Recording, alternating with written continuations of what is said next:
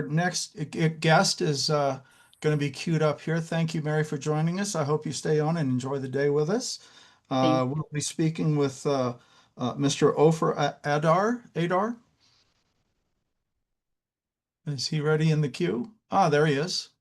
Hi, Robert. Ophir, good to see you, sir. Yes, just for the record, it's Ophir.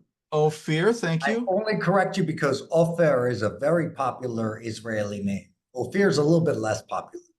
Understood. Understood. Nice to see you, my Being, friend. being, being French from Louisiana, I've often tried to help people spell my last name, which has a silent T on it. Uh, Yeah, and good luck with that in America, huh? the funny thing is that the pronunciation of Burnett is usually the more common pronunciation. And when I tell people Burnett, they look back and say, "Are you sure?" Well, I could be wrong, but I've been using this for a while. But anyways, I digress. It's great to meet with you here today, sir. You and I have had the pleasure of working together on several Yes, projects in the past, and I truly, truly hope that that work has created some fruition for you and some benefit moving forward. I don't know if you caught my previous notion about how we're using AI to really enhance books, but I think that some of the work we did with you might have spoken to that. Ophir has had a really wonderful story about challenges in his life and how he's overcome them and how he's helping people to address those same challenges in a very unique and innovative way. So I'm going to go ahead and get you started, Ophir. A pleasure to perfect. see you, sir. Look forward to see what you have to share. It's wonderful to see you as well. Just to give a little background on myself, my name's Ophir, and it sounds like fear with an O in front of it. And for most of my life, I was filled with fear. Uh, I had a lot of trauma in my childhood, and I don't talk about any of that trauma in my book. But what I do talk about is how there are so many opportunities for us to grow and transform as we get older that we don't really take advantage of. So I wrote a book, and it's called, let me see if I can get it in front of the camera. It's supposed to be in front of my face. Feed Your White Wolf. There it is. Feed Your White Wolf. That's the name of my book.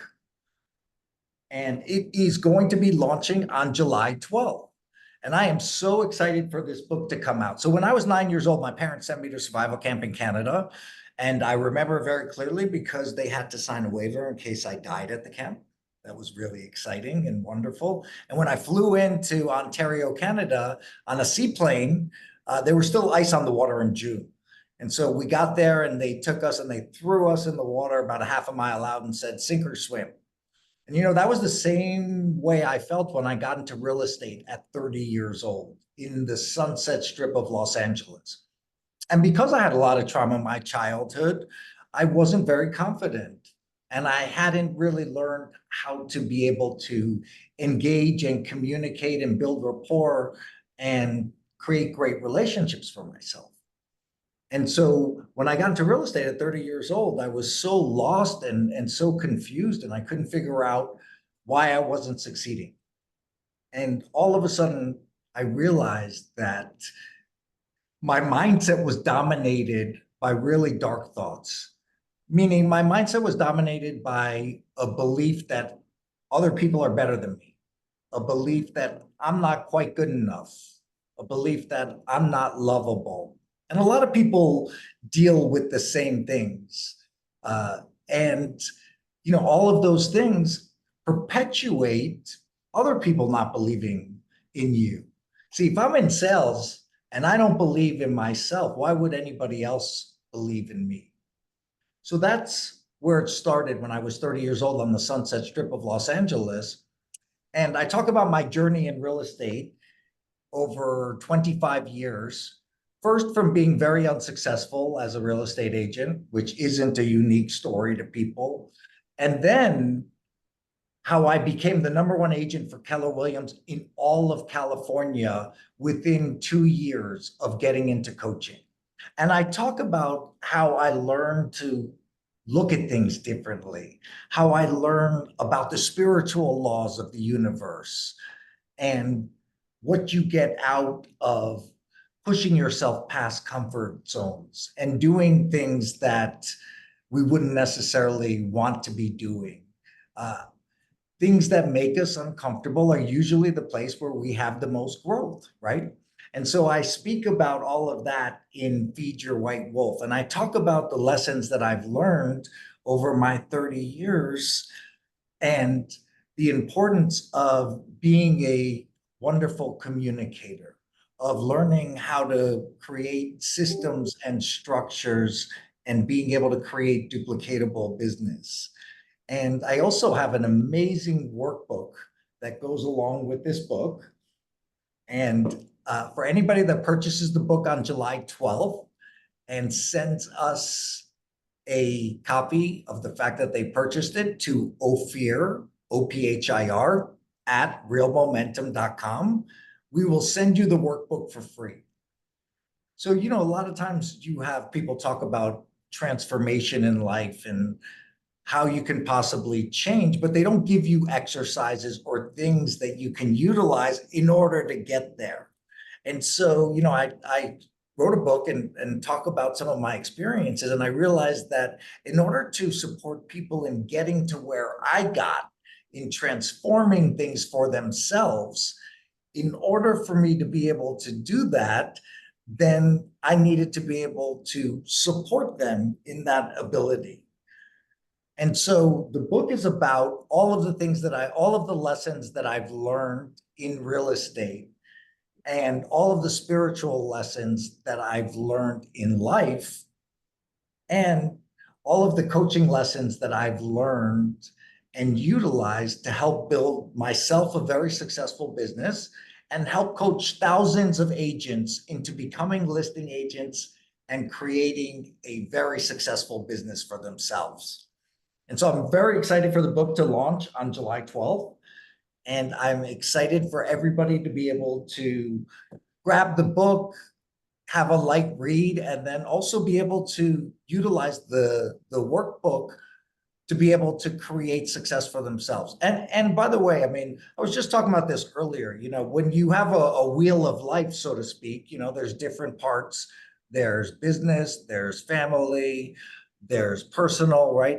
And so the question is, does one wheel of your life affect the others? They usually have a lot of the same things going on in them, right? In our entire wheel, we usually have a lot of similarities. And we approach business and we approach things very similarly.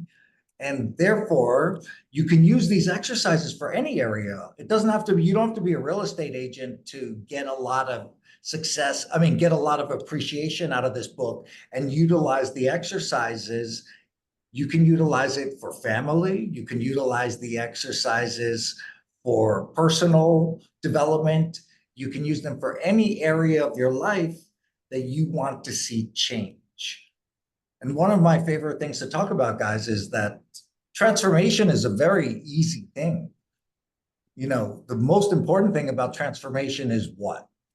The number one most important thing about transformation is self-awareness, right? So you need to be self-aware in order to want to transform and change things for yourself.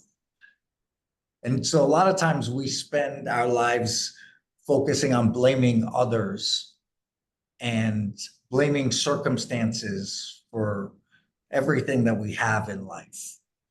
And the point of this book is that we are the masters of our destiny. We control everything that happens to us. And usually the only thing that creates failure for us is what? The only thing that creates failure for us is self-sabotage. And that's the basis of the book. And we talk about how to avoid self-sabotage and how to create a very successful business by focusing on others and helping others. And that's the basis of the book. And it all comes down to a choice, as you said. It's choosing between the white wolf or the black wolf. That's the first thing you do. You make that choice. And if you don't choose the white wolf, you've already made the choice in the other way. And the success is based on which one you pay attention to more. Exactly. And I just want to say, the only thing I share is that everybody else feeds your dark wolf. You don't have to worry about it. Mhm. So focus on Mhm. making sure you're feeding your white wolf so that you are looking at things through a white wolf lens. Well, it was certainly a personal pleasure to work with you on that, and I look forward to continuing our efforts on your workbook. I think that's going to be an amazing way to express that message in a useful way. And as you said, it's one thing to shout on top of the mountain. It's a whole nother thing to give people the tools they need to get to their own mountain. Yes. Thank you guys so much for having me. And I love this whole scenario and agenda and collaboration. It's amazing. Well, thank you, Ophir. We are going to be, we appreciate you being with us, and we're